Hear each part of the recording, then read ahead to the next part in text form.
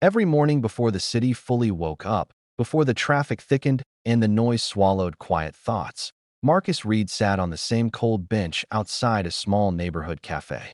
His hands were wrapped around a paper cup of coffee he could barely afford, his eyes fixed on the bakery window across the street. Inside that cafe, warmth waited, but more importantly, someone else did too. Marcus didn't know it yet, but those simple mornings were about to change his life forever and prove, once again, that kindness still matters.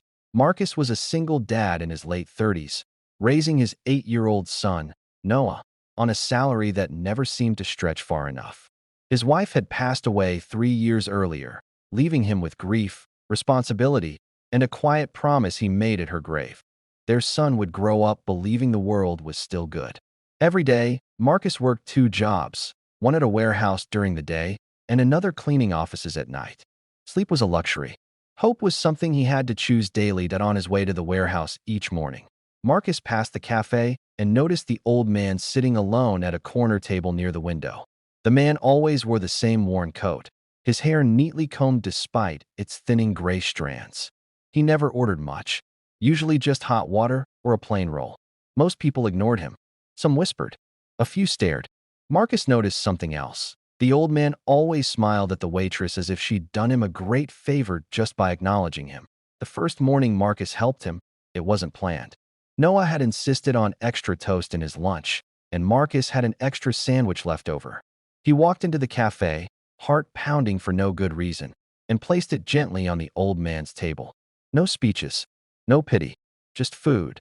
The old man looked up, surprised, then grateful. His eyes softened. Marcus nodded and left before the moment could turn awkward. The next morning, Marcus did it again. And the morning after that.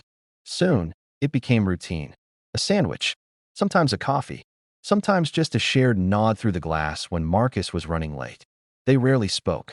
They didn't need to. Those quiet acts carried more meaning than words ever could. For Marcus, it wasn't charity. It was humanity. And for the old man, it was dignity. Weeks turned into months. Life stayed hard for Marcus. Rent went up. The warehouse cut hours. His car started making a sound he couldn't afford to fix. But every morning, stopping at that cafe reminded him why he kept going. Helping the old man reminded him that even when life feels unfair, you still get to choose who you are. One rainy morning, Marcus didn't see the old man at his usual table. Instead, the cafe was unusually crowded. 4 men in dark suits stood near the counter, their presence heavy and unmistakable. 2 large bodyguards flanked the door. Conversations had dropped to whispers. Marcus froze. Then he saw him. The old man stood near the back, no longer hunched, his coat replaced by a tailored jacket. His posture was straight. His eyes were clear, powerful, familiar. The room went silent as the old man walked toward Marcus.